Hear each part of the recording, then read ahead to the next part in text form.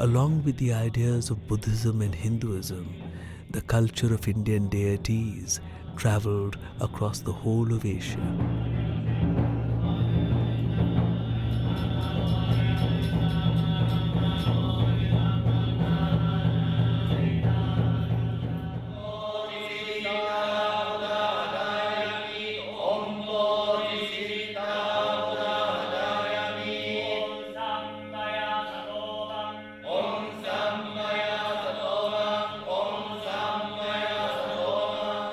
Very interestingly, more than 80% of Japanese gods are originally Indian gods.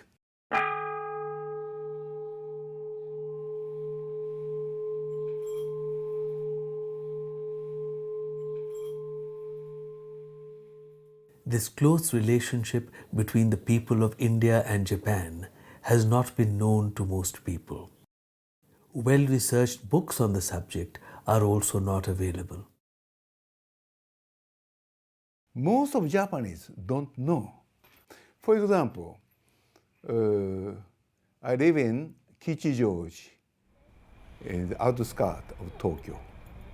This Kichijoji literally means Temple of Kisho Goddess. And the Kisho is originally Lakshmi. So thus, I came from Lakshmi town. This should be recognized by Japanese people, the bottom of Japanese culture.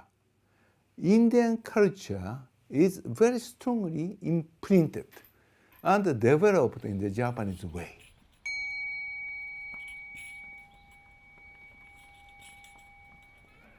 The Todaiji temple at Nara is one of the oldest and most revered temples of Japan. The 48 feet high Vairochana here is the largest bronze statue in the world. Already in the 8th century, Indian Buddhist monk named Bodhisena has arrived to Japan, and he inaugurated the eye-opening ceremony of great Buddha of Todaiji temple in 752. Bodhisena and Buddhasthira, they then went to a temple nearby, Dayanji, where they started the teaching of Sanskrit in Japan for the first time.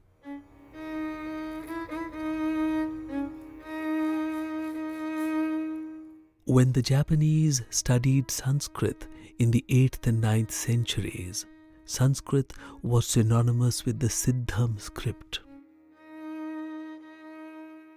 This was used for writing Sanskrit since the 5th century in India.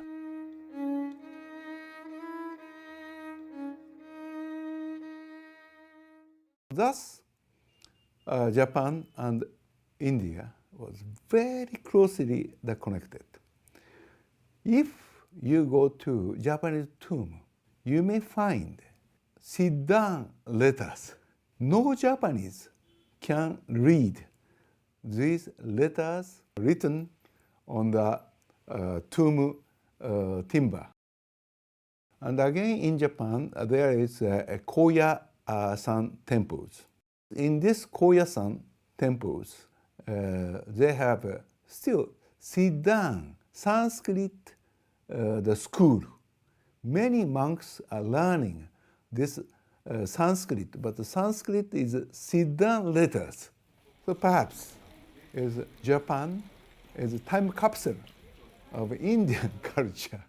Already in India disappeared.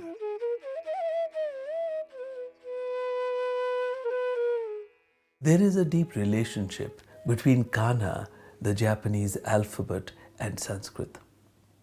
The Japanese wrote Sanskrit through simplified Chinese characters which developed into the Japanese alphabet, Kana. And this Japanese, the alphabet pronounced A, I, U, E, O, like Sanskrit, exactly as the Sanskrit. In Japan, they also use the Indian letters for writing of sacred syllables or bijaksharas, which have the power of mantras. Every Buddhist monastery in Japan has a seal in which there is a bijakshara, a sacred syllable, as a short name of the monastery. There are some words in Japanese which are derived from Sanskrit, like O Seva, from Seva, service. And there are about 100 Sanskrit words which are used in Japanese. Most of the Japanese, they are using that, but without knowing that that is the originally from Sanskrit. Suppose like they call the Buddhist temples at Thera. Thera means it is from the Pali term Thera, means a Buddhist monk, a bhikshu having 10 years experience. In the words of His Excellency Mr. Yasukuni Enoki, as I come from the Japanese Lakshmi town, it is no great surprise to me to find that Japanese life is full of so many Hindu deities.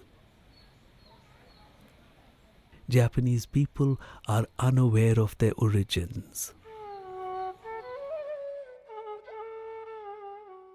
One of the most revered deities of Japan is Saraswati. There are scores of shrines built to her. In many ways, the original concept of Saraswati and her association with the natural order and good fortune are very well preserved in Japan. She is often visualized as a sacred body of water.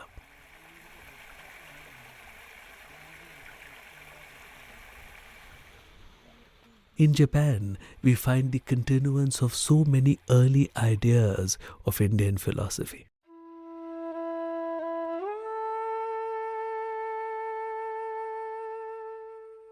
The annals of the Todaiji temple mention that the celebration of the worship of Lakshmi and Saraswati was held for the first time in this temple in 722 AD.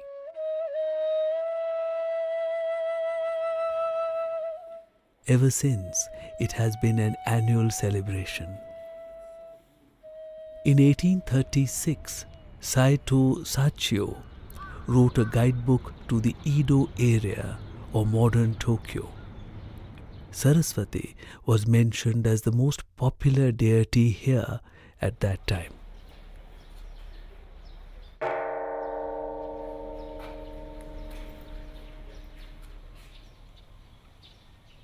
In 1934, Lady Chiben Sonyo felt that she had become an incarnation of Saraswati. She started writing in Sanskrit, though she had never studied the language.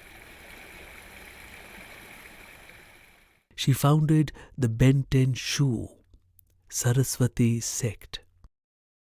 This sect holds water as divine, as it is the abode of Saraswati. We are reminded that Saraswati is the personification of the great river which once flowed in India. Benten Shu also worships her to bestow eloquence and learning.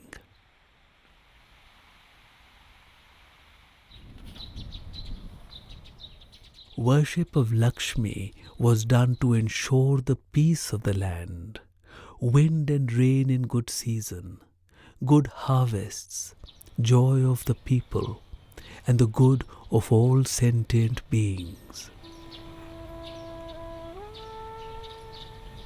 The great intellectual genius of Japan was Kukai or Kobo Daishi of the 9th century. He learnt the Sanskrit script from the Kashmiri Acharya Prajna.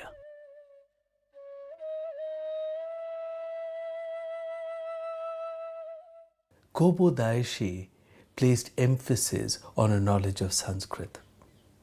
He said that the Japanese have had to rely upon translations to study Buddhism. However, the true words in the original language are exceedingly important. Every word has a profound meaning.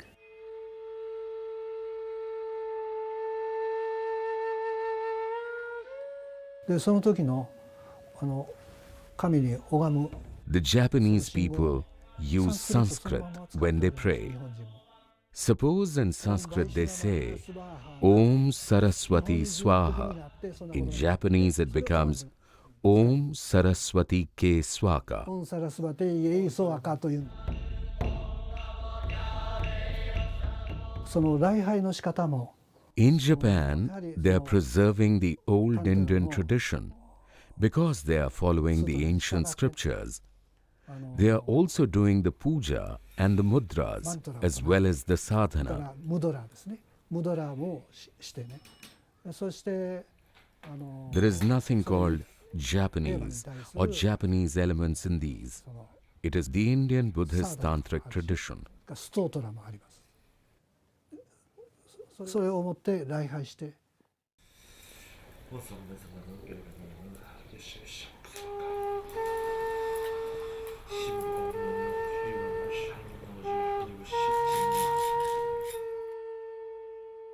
The Vajrayana Buddhist traditions of Japan trace their knowledge back to India, to Nagarjuna and other great acharyas of the Nalanda University.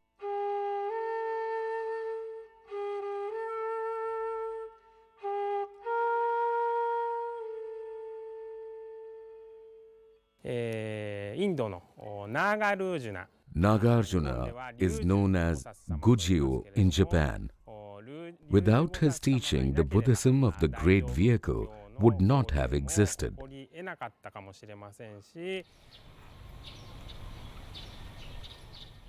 The Lotus Sutra is a major spiritual creation with a profound impact on life in Japan.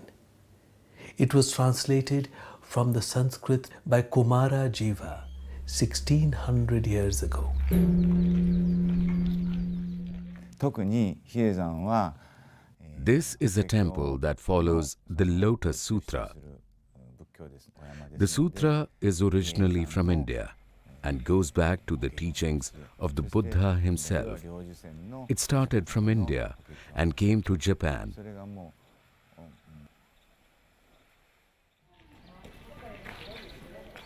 A temple is dedicated to the deity Indra in the Shibamata area of Tokyo. It is a most important Indra shrine today. 長栄山大教寺のご本尊でありまして This temple has 200,000 visitors on the new year alone. There would be about 2 million visitors every year. 1629年 Varuna has been worshipped in many temples in Japan to prevent droughts, typhoons and floods which occur often in Japan. A shrine was dedicated to Varuna in the Fudodo Sanctuary in Tokyo in 1836. The temple also has a representation of Kamadeva. He is worshipped by many young couples. There are many temples dedicated to Yama in Japan.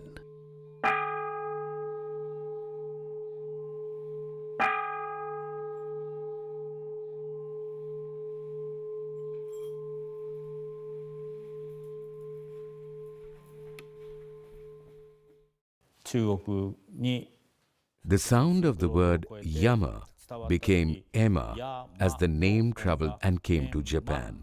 変化したと言われています。 It is the most ancient temple to Lord Ganesha which has been in use for the last 1,000 years. And young boys and girls go there to be successful in their courtship. The merchants go there to gain success in their business. The oldest which has been continuously in worship for the last 1,000 years. And I don't think anywhere in the world we have a temple to Lord Ganesha who has been there in constant worship for the last millennium.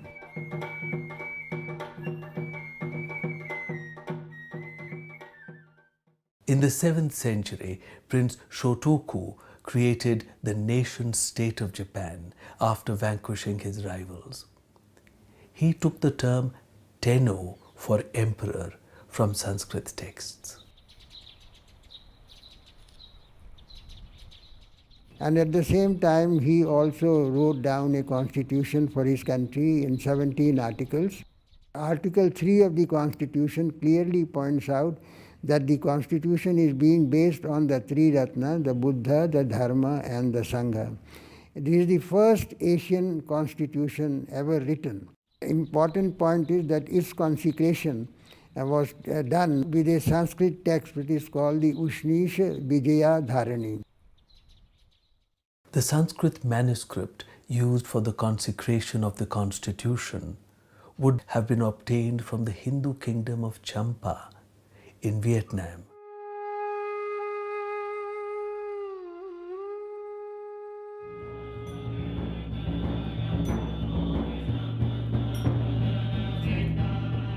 Havan or Homa continues in Japan, where it is called Goma.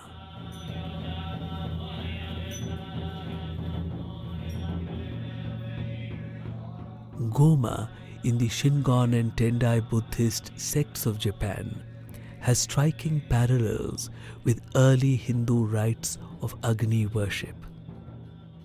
There are also deep similarities with the later Tantric tradition.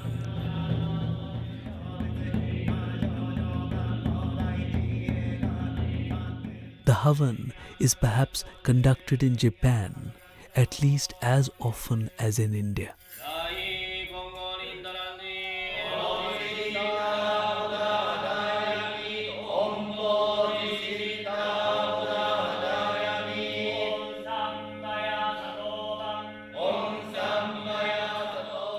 The Tantric Shingon school of Japan sings Sanskrit hymns.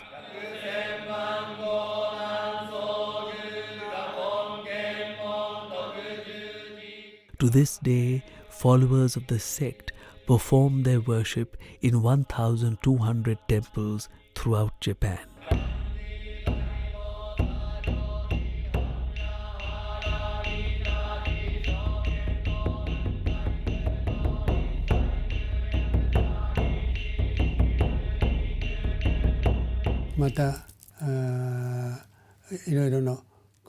Esoteric Buddhism is from India, and the big philosophy of the universe is, of course, from India.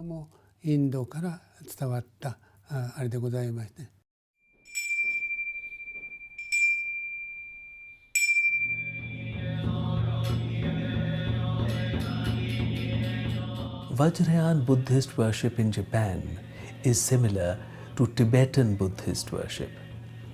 However, the Japanese tradition has preserved some early Vajrayana rites. A study of Japanese Buddhism helps to fill some gaps in our understanding of the development of Buddhism.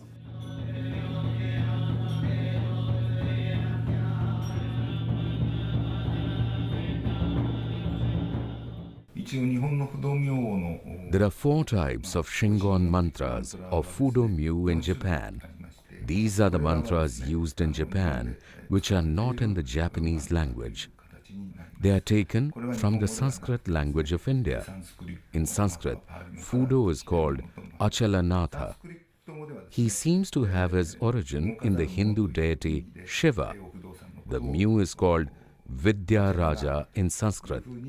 Here, it can be safely stated that Fudo-myu has his origin in the Hindu deities of India.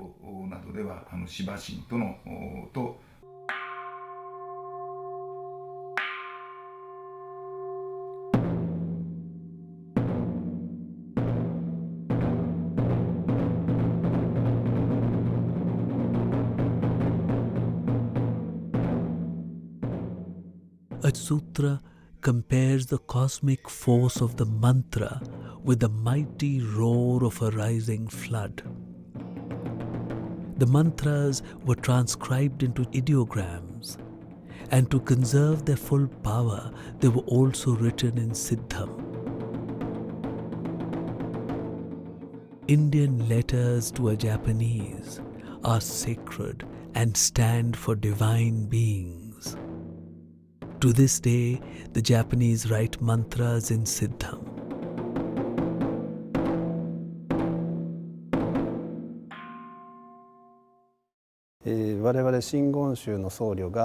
This booklet contains prayers in Sanskrit that are commonly used in Shingonshu or esoteric Buddhism. It is written in Japanese, but the mantras are in Sanskrit. It is used in many ceremonies in Buddhism. Priests learn the intonation and how to pronounce it by using this booklet, which has Sanskrit and also has Japanese letters to convey the sounds of the Sanskrit words. 今言われましたようにね、ここは Every god has his own Bija Akshara. People also worship that Bija Akshara. Every temple gives much importance to those Bija Aksharas because they are equal to God. いろんな仏様、神様。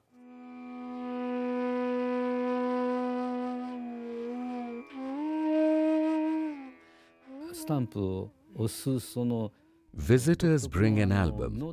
We call it Shinchin. The visitors go to various temples and collect these Siddham stamps in the albums. These albums are like holy books for the people. ペーパーになってるのがありまして、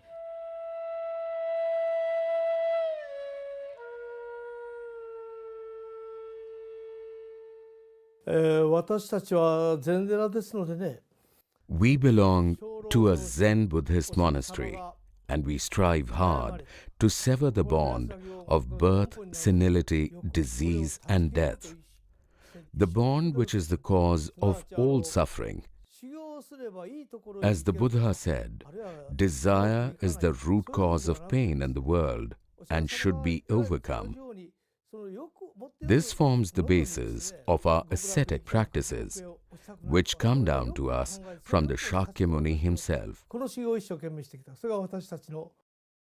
Bodhidharma, he transmitted Zen. Zen later has been transmitted to Japan also, and it is one of the most important sects in Japan. Myths surround the legend of Bodhidharma. Tradition points out that he was a prince of Kanchipuram in South India. The Japanese form of his name is Bodhai Daruma. It is very close to the Tamil form, which is Bodhi Daruma.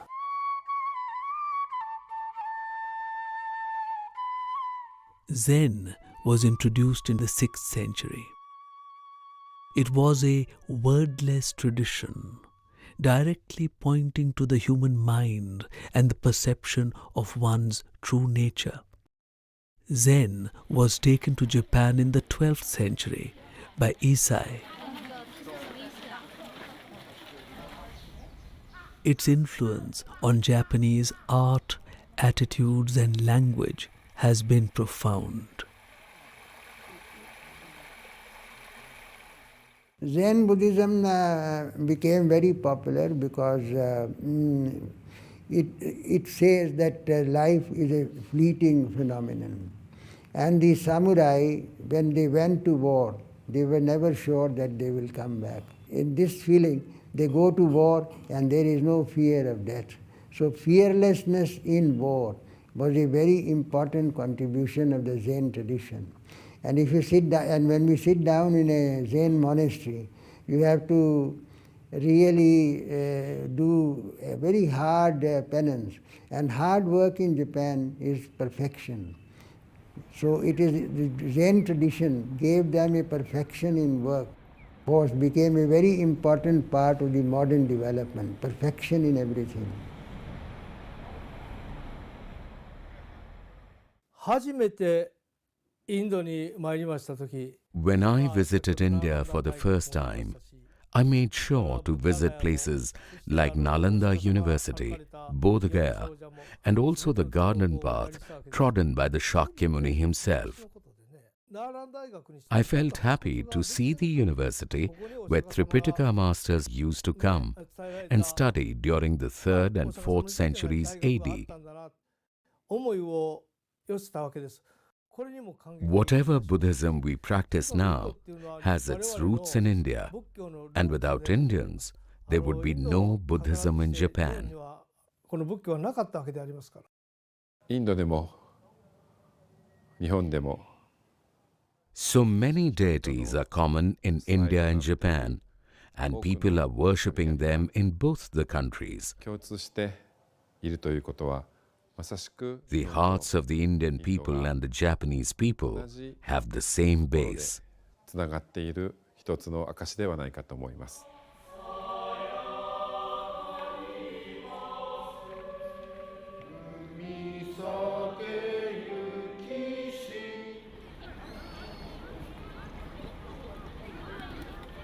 Japan is the one country where Buddhism is flourishing in all its facets.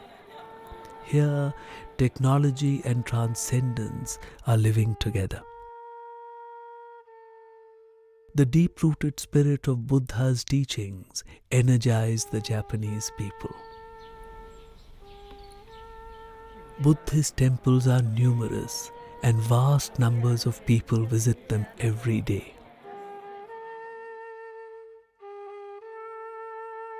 Besides the Buddha, so many ancient Indian deities and practices are preserved in these temples.